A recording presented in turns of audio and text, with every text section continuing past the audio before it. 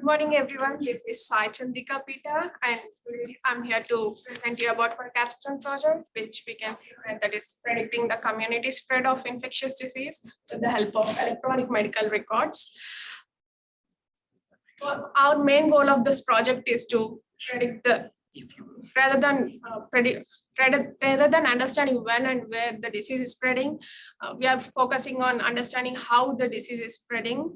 What are the factors involved in spreading the diseases? Before going into details about how diseases are spreading, let's know more about what a communicable disease is. It is a disease that is spread from one person to other person through bodily fluids or blood, or via the airborne virus that a person breathes in, or by the insects that bites the persons. Some of the examples of communicable diseases are the influenza, norovirus, and SARS. So why do we care about knowing how this communicable diseases spread? So in the visual, we can see there are 14 deaths per day over the year, and almost 100,000 of hospitalizations and 9 million illnesses because of the influenza during the year 2021 and 2022. These are recorded by the CDC.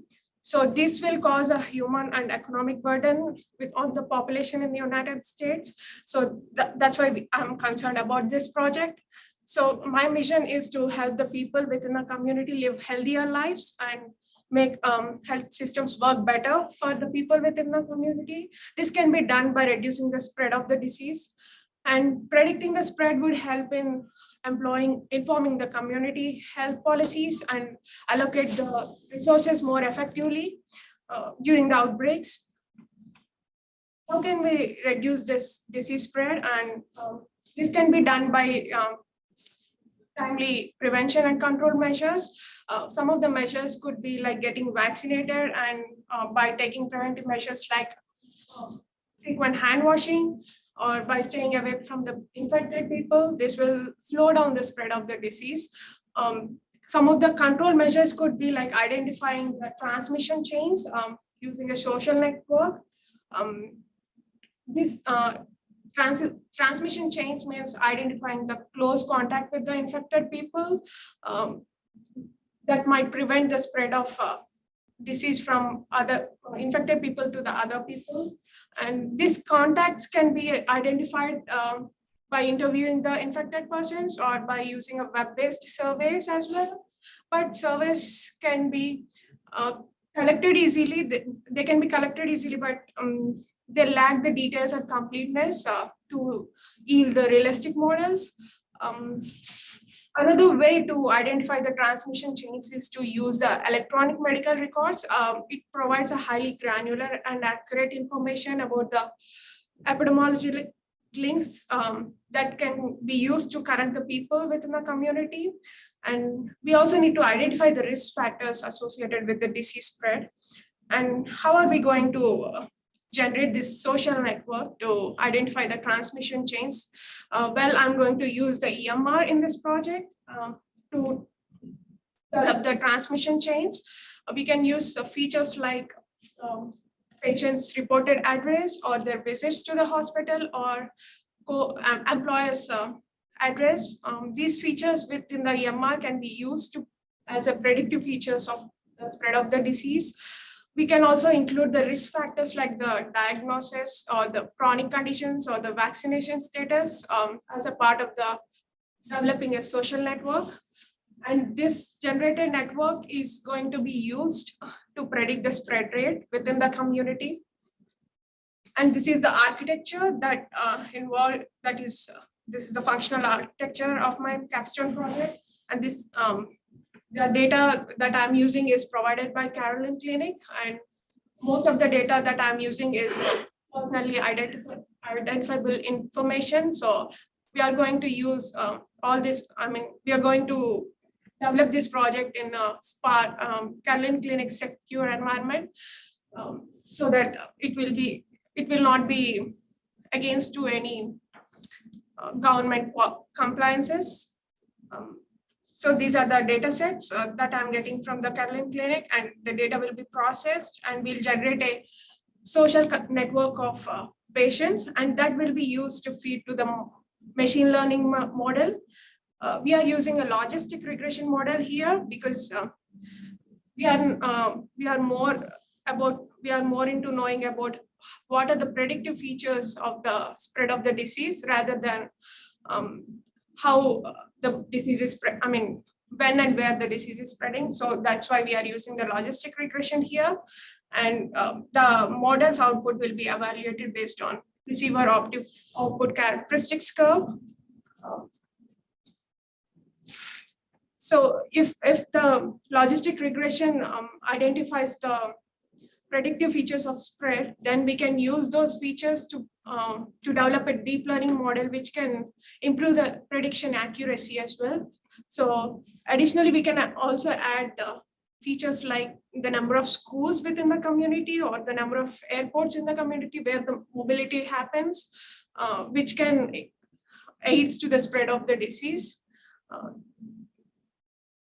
So all these processes can help the local health departments or the infectious diseases teams to allocate resources more effectively. That's it from my side. Thank you very much, Sai.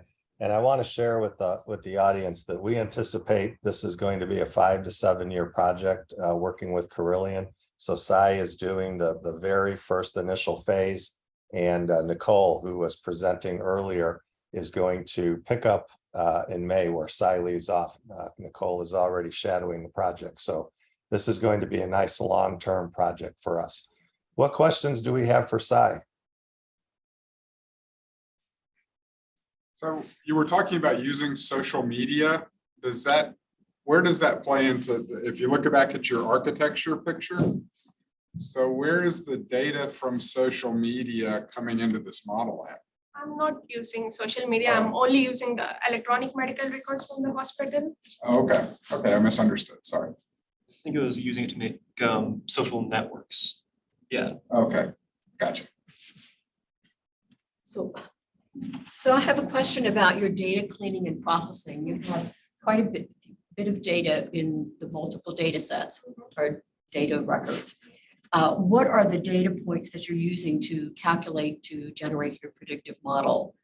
You can't use all the pieces of data. Yes. So what are you? So for now, we are considering the patient visit. So if a infected patient visits the hospital, then within a time frame, I mean, we haven't defined the time frame. If another patient comes in after like 15 minutes, that patient might be infected with the disease. So we are considering the patient visits data set as a feature to predict the spread, and also the reported address. If two people are living together, and that can be found in the EMR data as well. Like if a child and a parent are living together, that can be found in the EMR data as well. So if one of the person get infected, the other might get infected as well. There is a high chance of it. So reporting address will be considered as one of the features as well.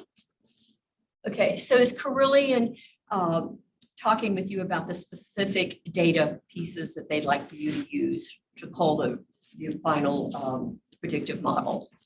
Are they allowing you to pick which ones to use? They have provided me all the data sets, and we are checking on the data points that we can probably include in the predictive modeling. And if any of the feature doesn't predict correctly, then we are going to eliminate that feature. Okay, all right, thank you. We have 2 more questions for Sai. Grant, why don't you go ahead and get set up for your presentation, and I'll ask Sai to answer these last 2 questions. So Sai, Steve wants to know how often you're getting data from Carillion. Are you getting a one-time sample? Are you going to get data periodically? Is it going to be streamed? How are you going to get data from Carillion? So this is the starting phase. So we got the data from like 2008 to 2019. So it's like we put all the data for all these years at once. In the future, Okay. it can be streamlined as well. So for right now, this phase of the project, you're probably going to work with the sample, but eventually we might be streaming data later on in the project. Is that correct? Yes. Okay. And then Prahlad wants to know why you chose logistic regression. We can use deep learning models as well. They are very good. They're good at predictions, but we want to know what are the features that aid the spread of the disease. So logistic regression will help you understand the predictive features of the spread. That's why I'm choosing the logistic regression. Excellent. Very good, Sai. Thank you very much.